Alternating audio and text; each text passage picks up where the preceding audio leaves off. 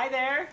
Welcome to Boy Meets Quilt. I'm Andrew V. Hansen, and this is my next video in my virtual trunk show. So, the quilt behind me, I actually made as a gift for my dear friend Shannon Reed, whom you've seen in previous interview videos on this channel.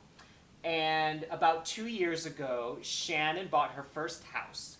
And so I thought it would be really fun to make her a housewarming gift of a quilt, because I know Shannon loves all things crafty and quilty, and I knew she would appreciate it. And I also knew that Shannon would not mind at all if I just filled the quilt with free motion quilting, which I have done with this quilt. And since this was really only the third quilt I had done any free motion quilting on, I was still in the mood of like just filling every square inch with free motion quilting that I could. So, and I knew Shannon would be okay with that. So what I decided to do with this quilt, we'll do some close-ups later on, but you can kind of see here that the quilt is made up of log cabins, and they're scrappy log cabins. And so I only used strips of fabric from my scrap bag. And instead of the traditional log cabin with the red or the yellow center square, I decided to use navy blue squares because I felt that it was a bit more neutral, because I knew I was going to be using all sorts of colors for the other strips, and I didn't want them to clash with the middle square. So I went ahead with a navy blue. And then I just kind of went crazy with my color strips, and I didn't really have an overall design in mind as far as how I wanted the squares to come together. I just figured I'd make a bunch of log cabin squares in all these different kinds of colors and see what happened. So that's what I started doing. I did some squares, like this one is all pinks, and you have the lighter pinks and the darker pinks. But then some, like this up here, is orange and blue, so I did complementary colors in the same square. So it just kind of all, whatever I felt like doing. And after I made maybe 8 or 9 squares, I started kind of trying to see how they looked together, and they looked horrible together. And I was so upset, because I was like, oh, because it takes a lot of time to make these, and I was like, oh, I don't know what I'm going to do. They are clashing with each other. And I'd already in my head realized I probably wasn't going to have the squares right next to each other, that I was going to have some sashing in between the squares. But even then, even with the sashing, the squares just didn't, I couldn't figure out a way to make them look good together. And so then, at some point, I had them up on my design wall. At some point, I thought about, what if I took this navy blue color that I used for the center square and made a very thin border around each of the squares, just to set them apart, kind of make them individual squares rather than all of the squares trying to work together. And so I played around with that on my design wall, and I realized that was actually going to work really well. So then suddenly I wasn't constrained at all by the colors I was using in the squares, because each of the squares could be any color combination I wanted, and that navy blue frame just kind of kept it in itself and didn't bleed out to the next square. So then I went ahead and just made the rest of the squares that I wanted to make. And as I was working on my design wall, I also thought about, I thought it might be fun to take this middle navy square and make these cornerstones in the sashing, which I thought would give it a bit more of an arts and crafts style feel to the quilt, which I thought would work really well with Shannon's new house that has a bit of those arts and crafts qualities in some of its architecture. And so, I had a bunch of these navy blue squares from my log cabin blocks, and so I started putting them on my design wall as well, and I really liked how that worked too. So it all kind of organically started coming together. Again, like my previous quilts, I never really had this overall design that I started out with and then just worked until I realized that design. I just kind of had an idea about these log cabin blocks, and I started making them, and then they didn't work, so I figured something else to make them work, and then something else came along and made them work even better, so on and so on. That tends to be my design process, which I imagine drives some people crazy, but it works for me, so oh well.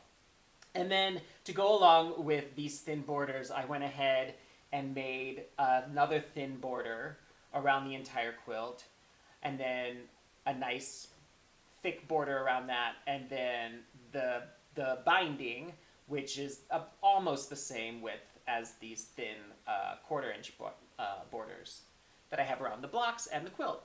And so it all came together, and then also more navy cornerstones to just even it out.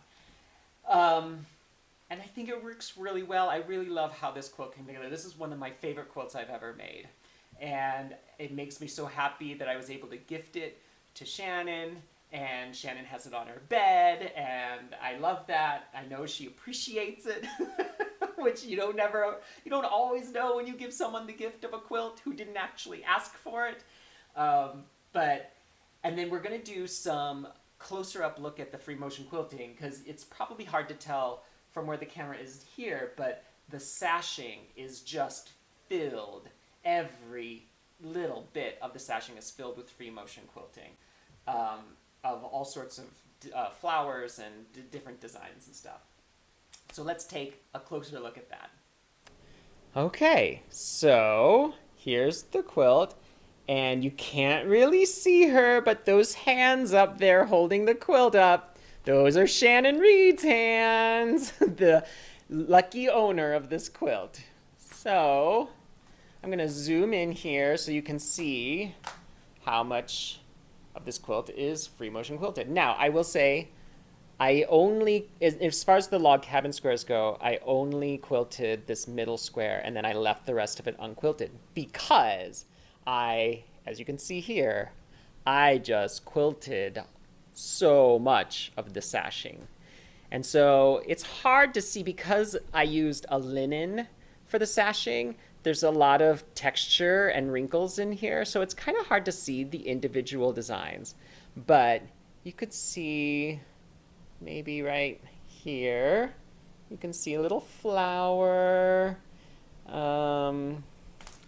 You can see there's some roses, there's some bubbles, there's lots of vines, lots of paisleys, just all sorts of different free motion quilting. And then for the border, I just did straight lines all the way across because I wanted to evoke a bit of that arts and crafts feeling, and I thought especially with these cornerstones in the corner, that straight line border would be a really nice striking contrast to all of this dense free motion quilting. And then I can't really show it because, again, it's really hidden in the free motion quilting, but I did free motion quilt Shannon's address into the quilt. Since this quilt is a housewarming gift, I wanted the address of her first house in the actual quilt. And so that makes it a very specific gift for Shannon. All right, that's that. And so that's the quilt. Now, when I title a quilt, I try to think about the overall images that I feel the quilt evokes. And so because this quilt is made up of log cabin pieces, I wanted the cabin to be somewhere in the title. But I actually envisioned, once I saw this whole quilt, I kind of envisioned this small community of log cabins in the evening, and all the windows are glowing from the firelight inside, and they all have a different color, a different feeling, because there are different families living in them. And so I decided to call this Cabin Windows. And then because of where Shannon lives, I went ahead and extended the title. So the full title of the quilt is Cabin Windows, Verona, Pennsylvania, circa 1768. There's probably no historical accuracy as far as any sort of log cabin community existing in Verona, Pennsylvania in 1768. But I just decided to let my imagination go wild, and that's the title I came up with. So thank you so much for watching this video and learning about this particular quilt. There'll be more videos in my virtual trunk show coming soon, and please feel free to like this video and share it with your friends, and go ahead and hit subscribe so you don't miss any of my upcoming videos. And always feel free to leave comments or ask questions of either me or the wider quilting community, and hopefully we can get those questions answered. And thanks again so much for watching, and I'll see you next time.